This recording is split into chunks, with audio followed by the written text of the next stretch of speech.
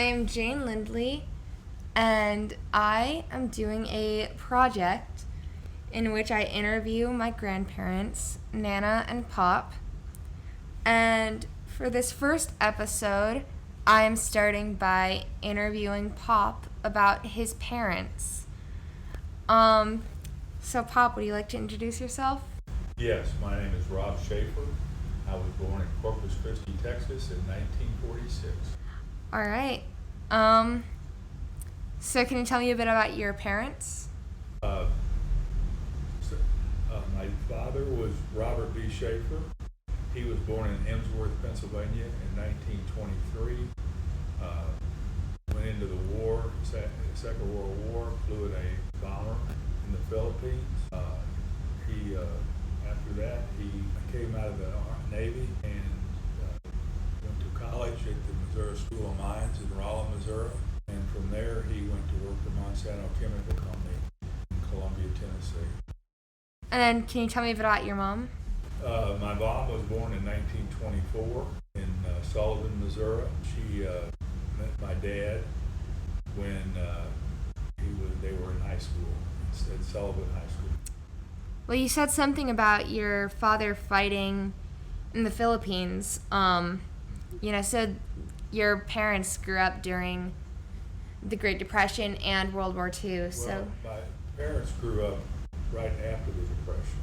And Dad was born in, I think I said 23, yeah. And the Depression was not over yet, but it was getting close to being over. I gave you some bad information there. The Depression was 1929, so my father was not an adult during the Depression. So sorry. No, you're good. So did you have any stories from them? Well, a little bit of story about how my mom and dad met. As I said, my dad was born in Pennsylvania. My mom was born in Missouri. And in Pennsylvania, in Pittsburgh, my grandfather had an awning business. And when the Depression came, nobody needed awning. So his business basically tanked. And he told me a story once. I guess a sad and a happy story. There are three rivers that go through Pittsburgh: Monongahela, the Ohio, and I forget the other one. And one day during the Depression, things were not going well, and he went over one of the bridges. And as he was crossing the bridge, he had a flat tire. He got out to change it and said he considered jumping off the bridge. Things were so badly. Thank goodness he didn't, and he moved from my grandfather's father gave him a farm if he would come back to Missouri, and that's what he did. And then my mother and grandfather met each other in high school, and my dad moved to Sullivan, Missouri. So what was the war like for your father? Well, I have regrets in my life, but I didn't talk to him more about a lot of things. But probably the most thing I said most about is I didn't talk to him about the Second World War. He flew in a Navy combat bomber out of the Philippines.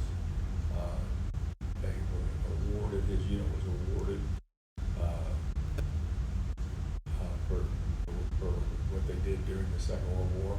And he told me a story of shooting down a Japanese commercial plane over the Philippines. And then after the war, after the war, my dad and mom got married at the end of the Second World War. You were born in 46? I was born in 1946, which I said earlier. So what year did they get married? They got married in 47. No, because you were born in 46 and they were married when you were born. You were married in 44, right after you were. Okay. Good thing Nan is here. So, like, besides their accomplishments, you know, in the war, what were they like as people? Like, what do you remember most fondly about them? Well, uh, most fondly, I think of my dad. My dad contracted polio Mm-hmm. in 1956, and he couldn't work, and as difficult as that was, having 4 kids, later 5, but having 4 kids and not being able to work. Back in those days, you didn't have welfare programs to help people who were in tough spots. So I remember how strong he was going through all that time. And I would very much like to ask him, what did it feel like? How was all that? Were you afraid? Were you not? And I never did. I never did ask him. I admire my dad's strength during difficult times, and it was difficult on my mom, obviously, because of my dad being paralyzed.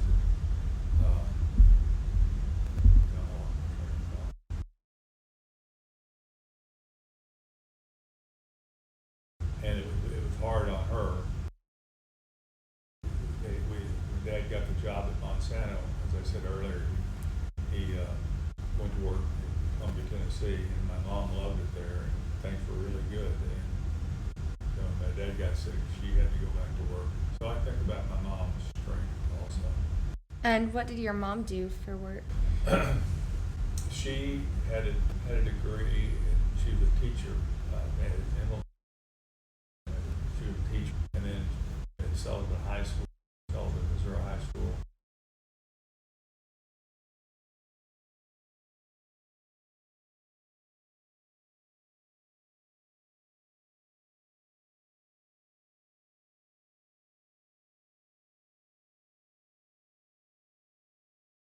So,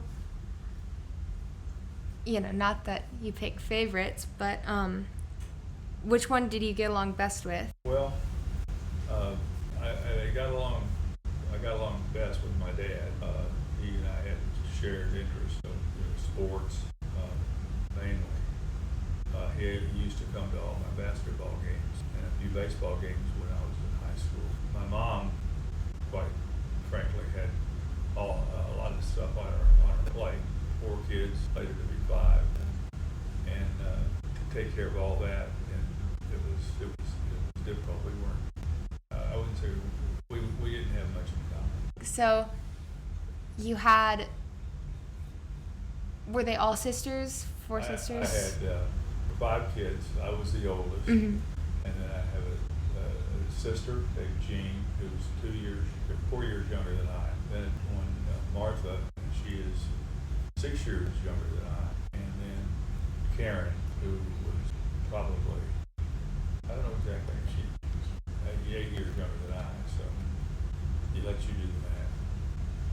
And then Julie came. And then Julie died. Julie, my youngest sibling, was 16 years younger than I. 1960 something. 1963, pretty sure. So, you would have been, because you and Nana got married in '69, right? So she was a lot younger. Julie? Yeah. Yeah, she was. So, about like their upbringing, do you have anything, like, do you know anything about that? About my parents? Yeah. Nothing much beyond what we've already talked about. I don't know what I would add to what we've already talked about. Okay. Do you know, like, how did their, like, upbringings and, like, the customs of those times differ from, like, yours or, like, you know, mom's or mine? Like, was there anything, like, specific to that generation? Well, I think yes. The generation that fought the Second World War was called the Greatest Generation because they stepped up and were able to defeat Germany, Japan, and Italy. And they didn't have to be drafted. A lot of the people, I don't know what percentage, but I would say the majority of the people that were in the Second World War volunteered. They didn't have to be forced to go in. generation, my parents' generation, was a much more conservative generation. Had a love for the country. When the war was over, they didn't want to come home and talk about being heroes or whatever. They just came back to work and built the country. And you ask how the generations were different. We had, when I grew up, we didn't have a TV. I mean, hardly any TV. Mhm. Somebody had a TV in the neighborhood, that's where you wanted to go big.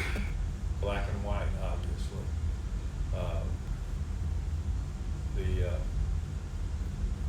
Most families had one car. Mhm. For example, when my dad went to work, sometimes my mom had to drive him to work and leave him because she had errands to run. And they only had one car. So I think that generation was, that was the best way to, that generation didn't worry about a lot of the things that generations today are worried about. Just think of, right now, technology. I don't think my grandmother on my dad's side ever flew in an airplane.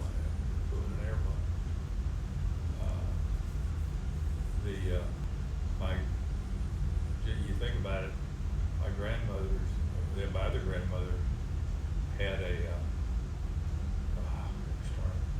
well, I might have to come back to that because I can't remember. Something to do with, my grandmother, when she was born, there were no cars. And then before she died, you had people on the moon. Mm. So that's a lot of Progress. well, some call it progress, some would. There's a lot of change. Yeah. But I think I think my grandmothers and grandfathers were closer to having trouble putting it together. There was a big difference between my parents' generation and my generation. So, as Forrest Gump would say, and that's what Forrest Gump. say, life, Life's like a box of chocolates. something like that. Yeah. I don't know where that fits. So, that things were cheaper. My parents built a house in Columbia.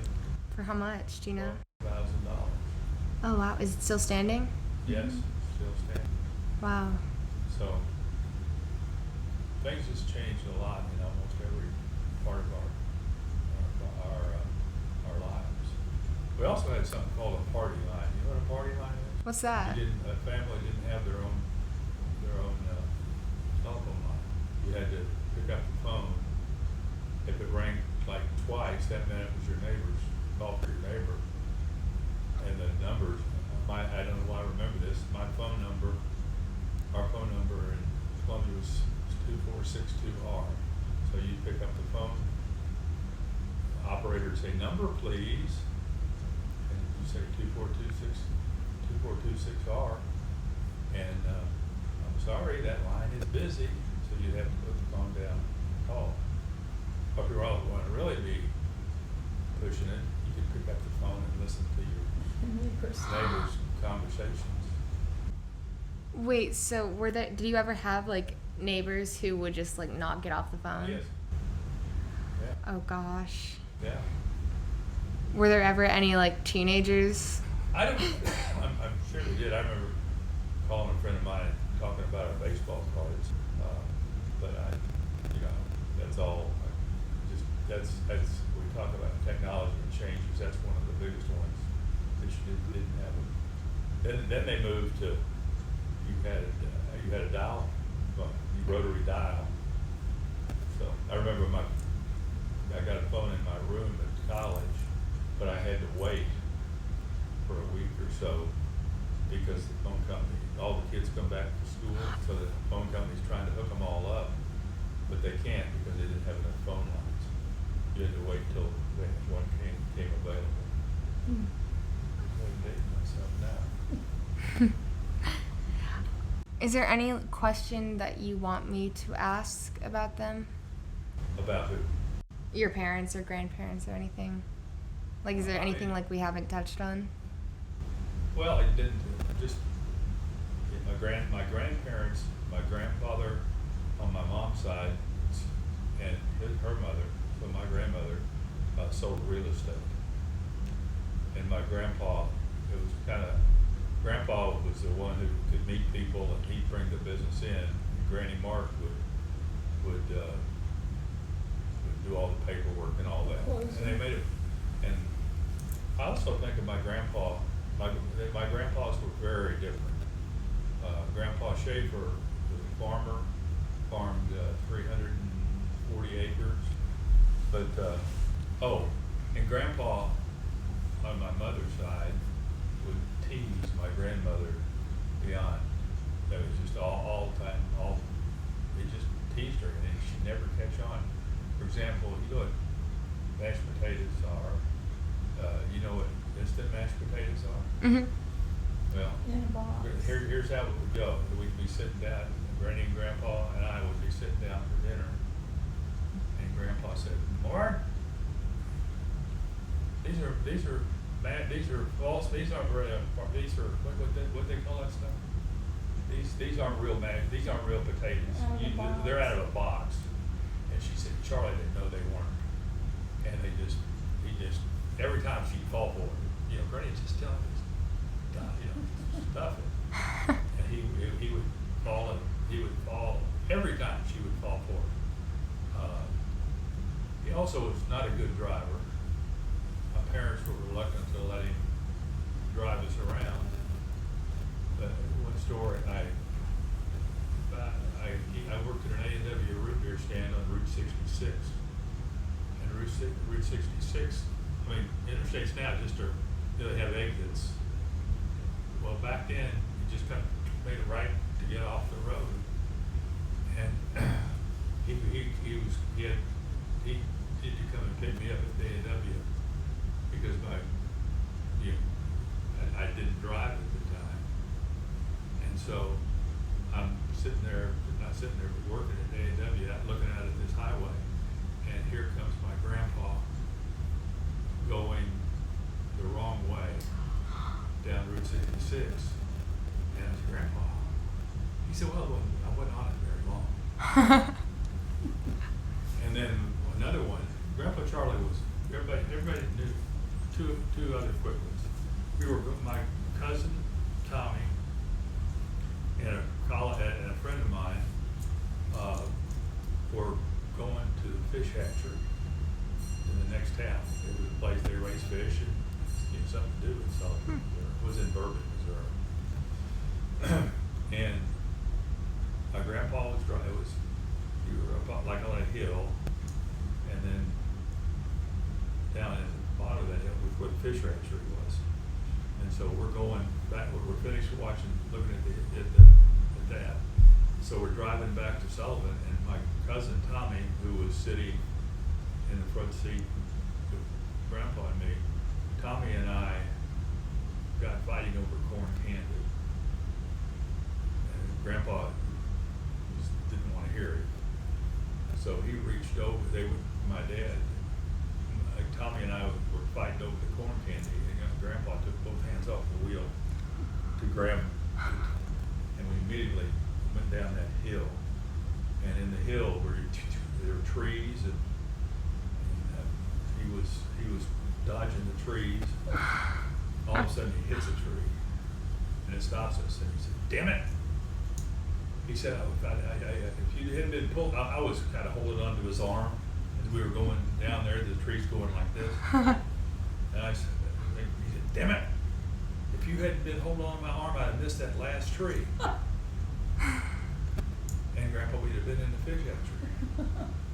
So that was an example of his driving. And Grandpa had colorful language, not real bad stuff, but the damn it. Grandpa had an office downtown, and he pulled in at an angle, not parallel, but when you see him at an angle. And he and I got in the car, and put it in neutral and in reverse, and I didn't even look and see if any other cars were coming. And I looked, and my eyes, I'm sure, got really big because Miss Merritt eyes were pretty big. So Grandpa backs it up. Luckily, she could swing out in the other lane and go back. But all Grandpa says is she's going around him because he said, "Damn women drivers." So Grandpa Charlie was a piece of work. He was a piece of work. I could tell lots of stories about him. Grandpa also struggled with the bottle. Hmm. And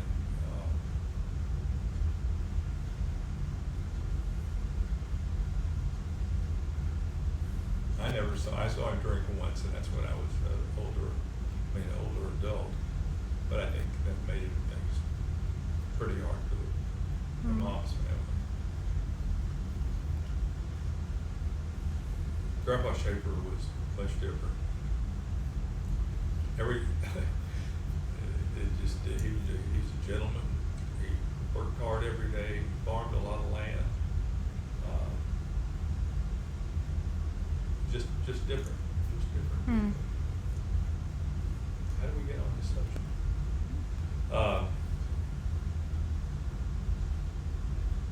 She said, "Are there is there anything you'd like to ask?" When you started talking about grandpa's recipes. Yeah. No, the things, I've talked about a lot of the things that made this generation different in technology. I can't really think of anything that you hadn't discussed or gotten me to discuss. I did just think of something. What did your parents look like? Well, I mean, I know there would be pictures, but how would you describe them? Grandpa Shaffer, solid, quiet. He looked like Paul Newman, movie star who's very handsome. Wow. Guess that's where Pop gets it. Movie star handsome. And his father, totally drop dead gorgeous. His grandfather and father. It's a little weird that you're talking about your father-in-law that way. Well, they were both fabulous. Granny Shaffer, quiet. They were hardly ever argued. But she sold eggs. She had an egg route. They sold. Grandpa's raised a lot of cattle. So Granny Shaffer was just, I wouldn't call her stoic, but I would call her reserved. Grandpa Shaffer I would describe strong. Just everybody, I think everybody in town knew both of them, but they knew they were very, very different. And my grandfathers, my grandmother, I'm getting confused. What did you ask me? What they looked like.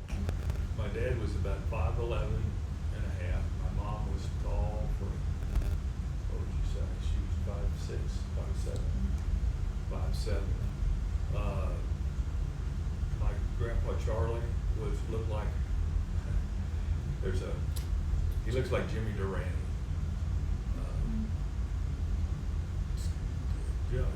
Jump up, pull up Jimmy Durante. Popeye the Sailor Man. Well, not He looked really. like Popeye. No, yeah, Grandma had a big schnoz.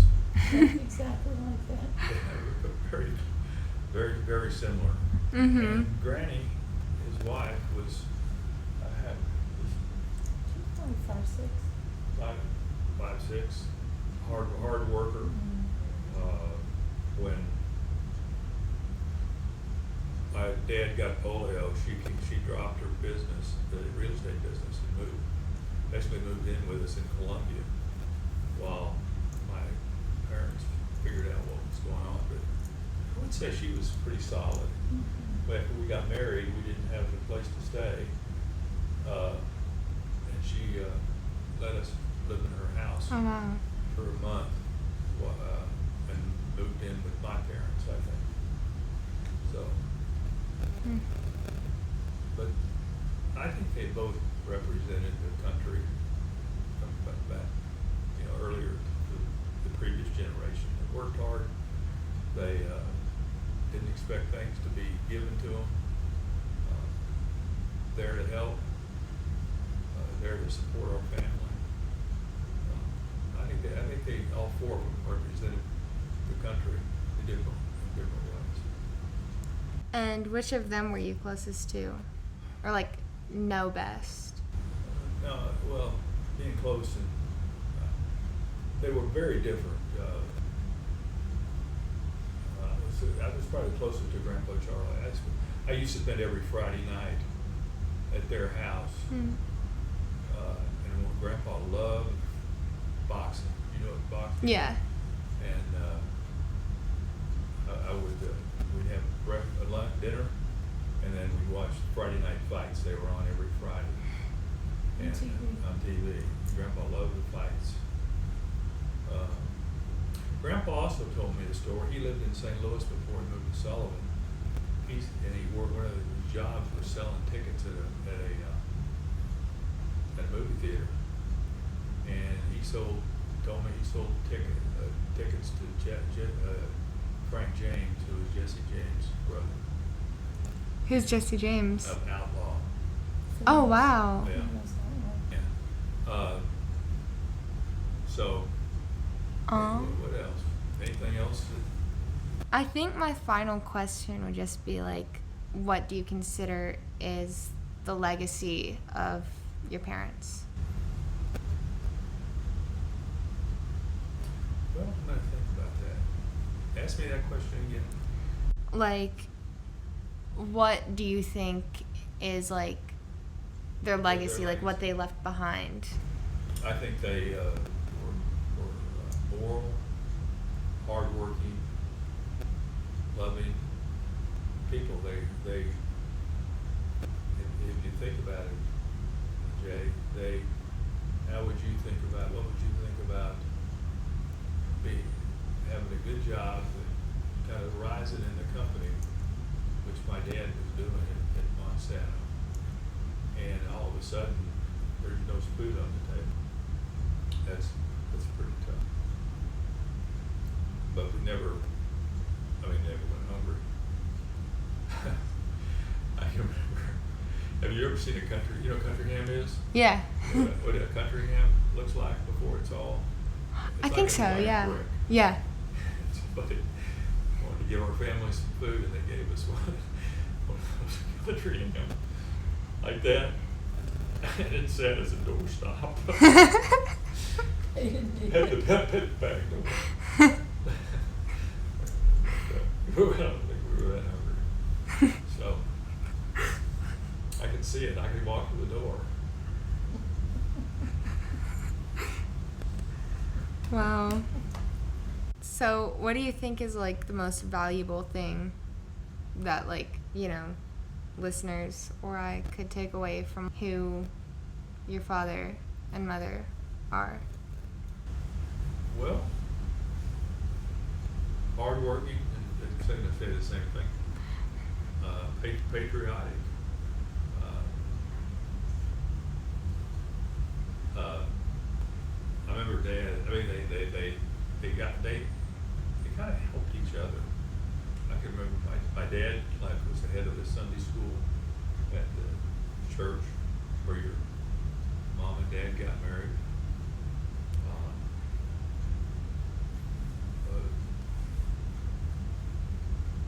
There was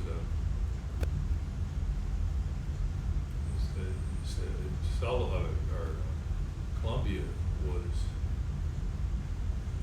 heavily segregated. Mm-hmm. His plant had two picnics, one for the white people and one for the black people. Oh wow. And what year was that? Well, Like there approximate? were race riots in Columbia in the late 40s. Oh wow. Two guys, one guy got beat up badly for something he didn't the riots. Gosh darn it, there was something else to throw in there. Helping each other. There were men who helped my parents. My dad was in a Vanderbilt hospital, the polio ward Mhm. for a year almost. So there's a guy named Mr. Jewell who drove us in to see my dad. Because mom couldn't be driving back and forth every day.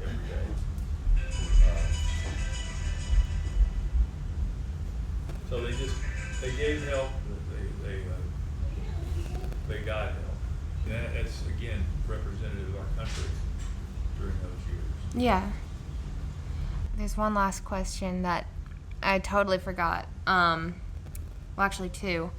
So the first one, like, what was the most, like, valuable lesson that they ever taught you? Like, what was, like, an example that they gave, like, a specific instance where you learned a lot from, like, the way, like, not general, but, like, a specific time where either they specifically told you something or where you saw them do something? Yeah, I'll tell you something. I worked at a swimming pool in Columbia, Tennessee. And my job was to run the concession stand, which was selling the soda and the candy and all of those sorts of things. Well, I got paid 35 cents an hour to do that. $4.20 a week, I think that comes out to. So what would that be now? $3, $4. I don't know. Wow. I don't know. But I was in charge of the selling the candy and all that stuff. And there was a time that I took candy and didn't pay for it. And it was like $10 worth of candy over a period of time. And Mom had fixed dinner and we're sitting around the dinner table. And my mom had run into our next door neighbor who owned the swimming pool. And Mom just offhand said, did you have a good year at the pool? Money-wise? She said, yeah, but we think somebody's stealing from us. And I found out later, this is just a statement, it's not, not minimized. A lot of people were just taking money. So when Miss Rainey said, we think somebody was stealing, she said to my mom, I know Rob wouldn't do that. She hadn't put it together. She was saying people were stealing and I worked at the pool. And my conscience just started eating me alive. And finally, I told my mom and dad that I had stolen from the swimming pool. And we lived at the end of a Cul-de-sac? kind of, sort of, but it was paved, and then it went to a long gravel. And Mr. Rainey, who was running the pool, it was like at the end of this it's like walking up our driveway. And Dad decided that I needed to make an appointment with Mr. Rainey and go up to his house and tell him what I did. Wow. That was hard. And he asked me who else was doing it. And I said, I don't know, which really wasn't the truth. But I said, John Markham did. John Markham had worked at the pool also. So we were getting ready to move to Sullivan. And Mr. Rainey and I worked out a payment plan for me to pay him back. And when I sent him my last payment, and I don't know how long it took me to save that kind of money, $10, he said, you And then there was a jar in Dad's office there I put money in that like to pay Mr. Rainey back. And he said, Mr. Rainey, when I sent him my last payment, said, you're fortunate you got parents who will teach you this is right. I don't know what these words were, but they taught by example. Say whatever you want to say, but what people really judge you on is what you do. Anybody can say anything, but not everybody does what does. So that's the one lesson that I'm sure I could think of others, but I still run into Mr. Rainey's son every once in a while. Oh, really? Yeah, he owns the family house that was at the end of that long road, but now it's paved and goes into the park. What was they talking about? The most valuable lesson. Yeah. I was driving by that house, and there was a guy cutting limbs, and I said, "Is this the Rainey house? Who is Mr. Rainey?" I forget how I asked him, but it was Mr. Rainey's son. We had lunch together and reminisced on some things. By the way, that swimming pool, to get in that pool and use the facilities was 15 cents. Okay. Wow, it's cheap. Yeah, very, very cheap. And then the actual final question, what was your parents' relationship like with Jesus? I don't know fully. Your grandmother knows better, but my dad was not saved until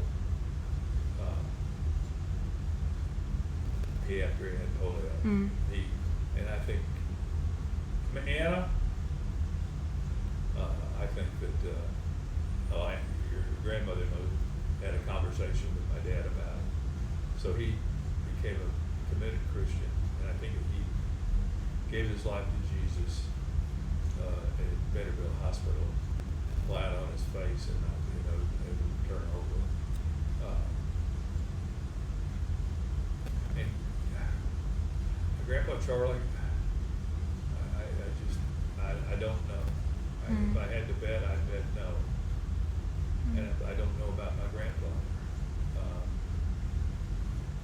My grandfather, I was told, didn't go to church after that saved you. Didn't go to church until we moved back to town, to Sullivan, and he wanted to set a good example.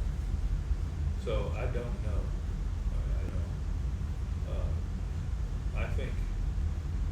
I think my dad had a conversation with his mother-in-law about it.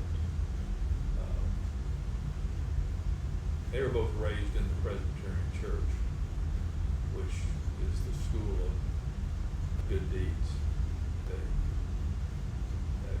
They didn't really know Jesus. They knew try to have the good deeds overcome the hard deeds. The good deeds overcome the bad deeds. So that's. And then what about your mom?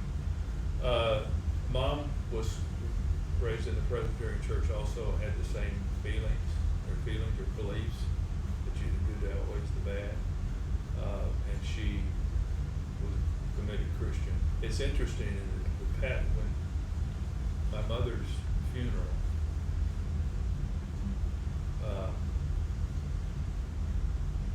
boy, I keep losing it. All my 5 sisters, 4 sisters and I, were raised in the Presbyterian Church. At my mother's funeral, the pastor came up and said, "It's really strange. All of you were raised in the Presbyterian Church, and now you're all Baptist." So, that's, I don't know where that fits. Maybe it fits somewhere. What was like your father like? Like, was he funny or was he? Could be. He could be funny when he had to be. Like, wanted to be, or he could be. Who was he most like out of like anybody I know? Probably Rob now. Hmm. You know Mr. Knapp? Just died. Yeah, I think I've met him before. I'd met him Yeah. before. Yeah. Both of them were very outgoing. So like Winston. Yeah, Mr. Knapp and Winston are probably more like Winston and my dad. But but to answer your question, is Rob Knapp. What was I forgot. What was his personality like? What Rob were Knapp, like his? very much like Mr. So sometimes. Hard-working guys, honest guys, helpful guys. Well, that concludes episode 1 of my interview with Pop. Thank you all for listening, and we'll see you in the next one.